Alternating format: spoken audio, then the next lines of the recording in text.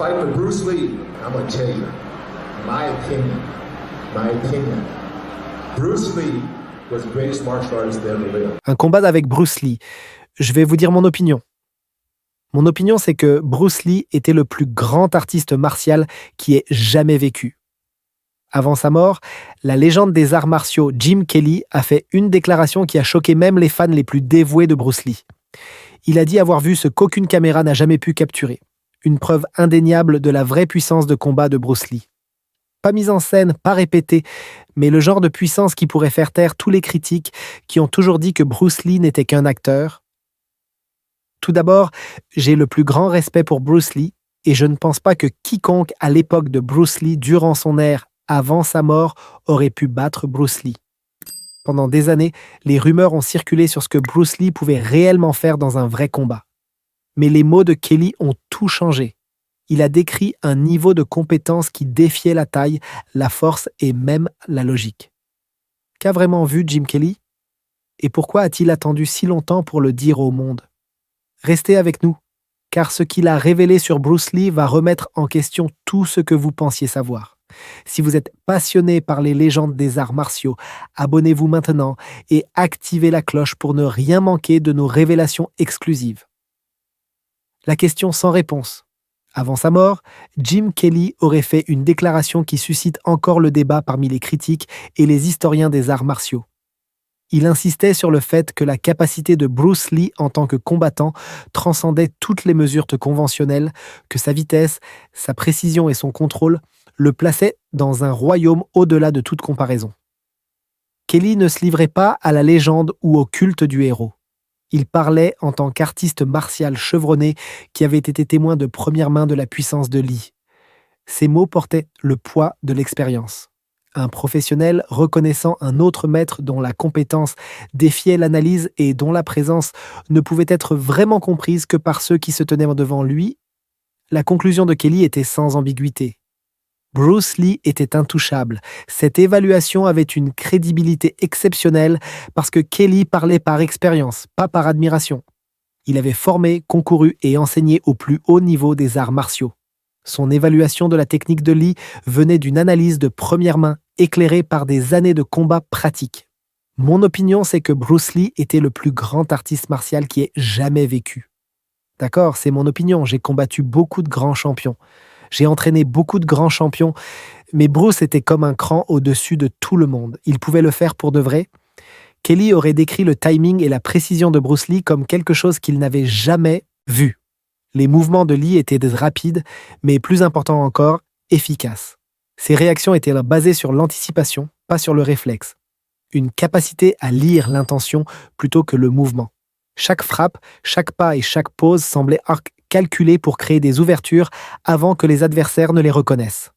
L'adaptabilité de Lee lui permettait de passer de la défensive à l'offensive sans effort, ajustant le rythme et la stratégie en fractions de secondes.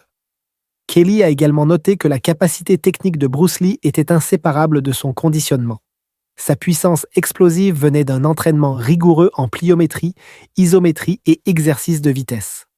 La puissance de frappe de Lee, mesurée lors de démonstrations contrôlées, dépassait celle de combattants bien plus lourds que lui. C'était un poids léger qui frappait avec la force d'un poids lourd, non pas par la force brute, mais par une biomécanique parfaite. Kelly a remarqué que la compréhension cinétique de Lee, comment générer de la force par l'alignement, l'élan et la précision, avait des décennies d'avance sur son temps. Il était si rapide, si précis, je n'ai jamais vu quelqu'un comme lui, disait Kelly. Pour Kelly, ce n'était pas de l'admiration, c'était de l'analyse. Son récit suggérait que la légende de Lee n'était pas construite sur l'illusion, mais sur une supériorité observable. Le contrôle de Bruce Lee de la distance, son économie de mouvement et son sang-froid psychologique le plaçaient au-delà de tout combattant de sa génération. Comprendre l'importance de ce jugement nécessite de comprendre Jim Kelly lui-même, l'homme dont les mots restent l'un des rares témoignages crédibles de première main de la vraie capacité de combat de Bruce Lee. Le témoin qui ne pouvait être écarté.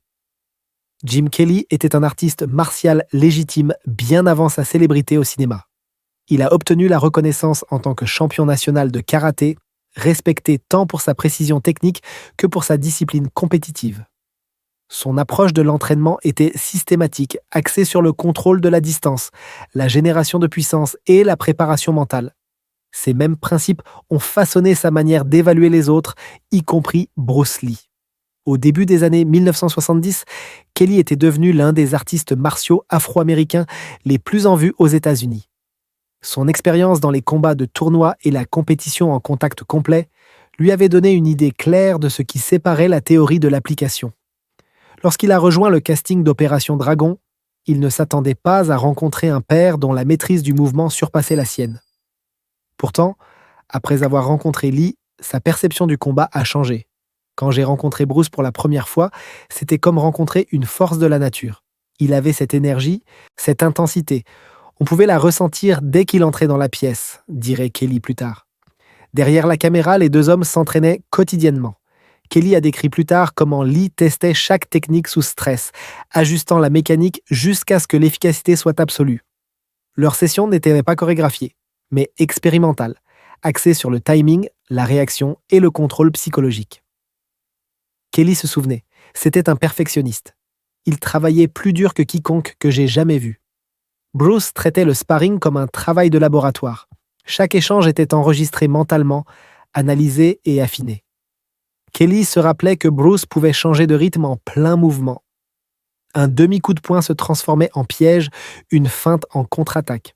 Sa capacité à contrôler le tempo et la distance rendait l'engagement à ces conditions inévitables.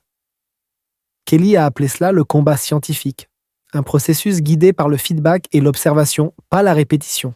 Il a rejeté l'idée que l'absence de Lee dans la compétition formelle affaiblissait sa crédibilité. Bruce n'avait pas besoin de tournoi, a expliqué Kelly. Il se testait tous les jours. Le point pour lui était que Lee abordait le combat comme un système évolutif. Son combat n'était pas lié par le style, mais par le principe. Le témoignage de Kelly était une validation professionnelle, pas du culte du héros. Il reconnaissait en Bruce les qualités qui définissent les combattants d'élite à travers les époques, adaptabilité, précision et sang-froid inébranlable.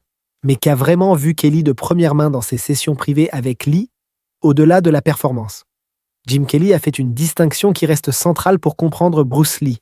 Il ne performait pas, il expérimentait. Le sparring contrôlé dont Kelly a été témoin était conçu pour tester l'efficacité dans des conditions presque réelles. Les méthodes de Lee mêlaient précision technique et intensité mesurée, assurant que chaque échange servait un objectif précis.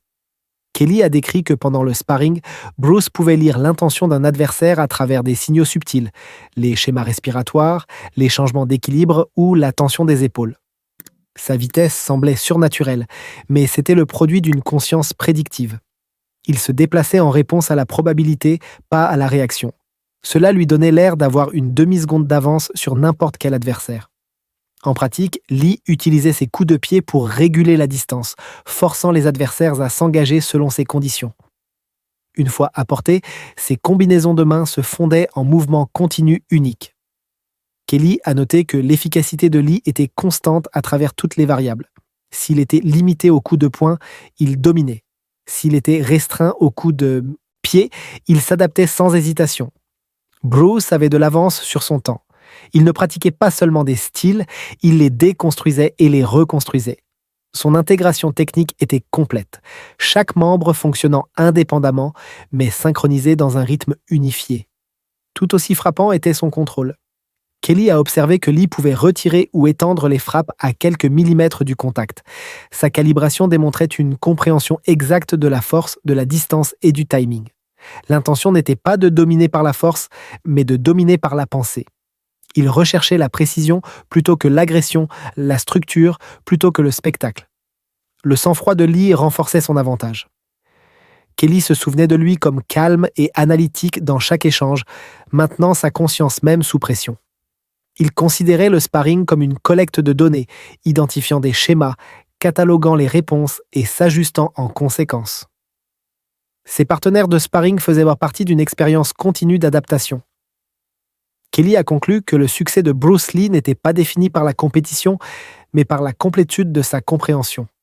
Sa maîtrise résidait dans la synthèse de la philosophie, de la biomécanique et de la psychologie en un seul système de combat.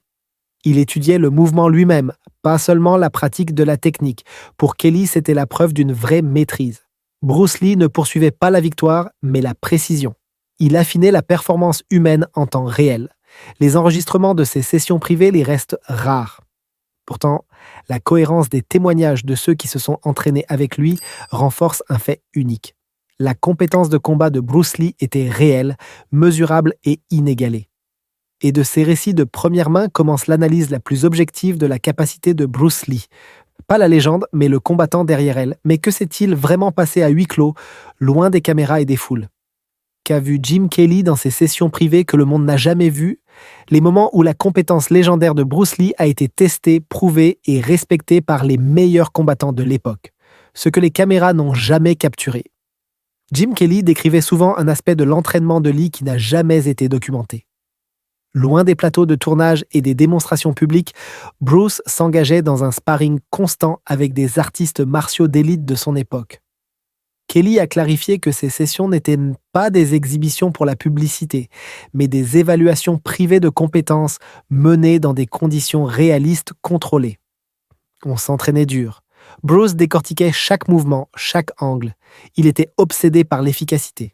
Il a expliqué que Lee s'entraînait régulièrement avec des combattants respectés dont les noms étaient intentionnellement gardés hors de la discussion publique. Le but de cette confidentialité n'était pas le secret, mais le respect.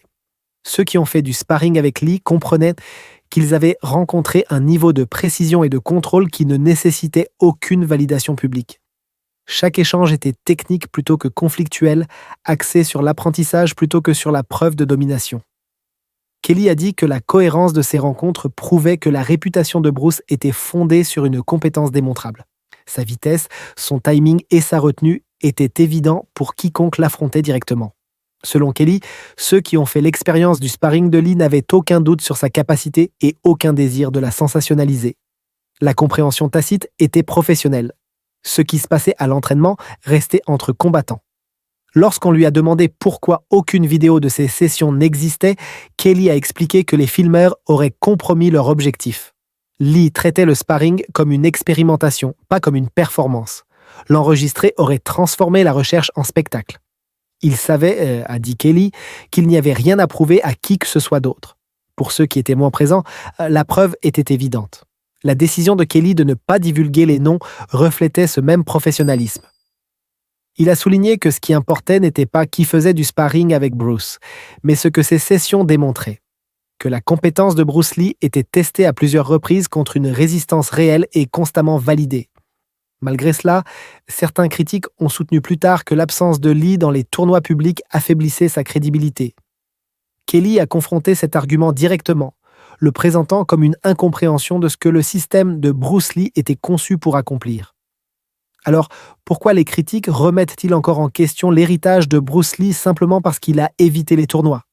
Ce que Jim Kelly révèle renverse cet argument, montrant que la vraie arène de Lee n'était pas un ring avec des règles et des arbitres, mais la réalité imprévisible du combat lui-même. Le débat sur les tournois. L'absence de record de tournoi reste l'un des points de discorde les plus persistants dans l'évaluation de l'héritage de Bruce Lee. Jim Kelly a rejeté l'argument selon lequel cette absence sapait la légitimité de Lee. Il a expliqué que le Jeet Kune Do de Bruce a été développé pour le combat fonctionnel, pas pour la compétition réglementée. Son objectif était l'efficacité, pas la conformité. Le combat en tournoi fonctionne selon des règles structurées, zones de frappe limitées, catégories de poids et arbitres pour faire respecter la sécurité. Les méthodes de Bruce, en revanche, ciblaient les vulnérabilités qui seraient interdites dans le sport. Les yeux, les articulations et les organes vitaux. Son système mettait l'accent sur l'économie de mouvement et la résolution décisive plutôt que sur le comptage de points ou l'endurance par round. Kelly disait « Le Jeet Kune Do n'était pas qu'un style, c'était un état d'esprit.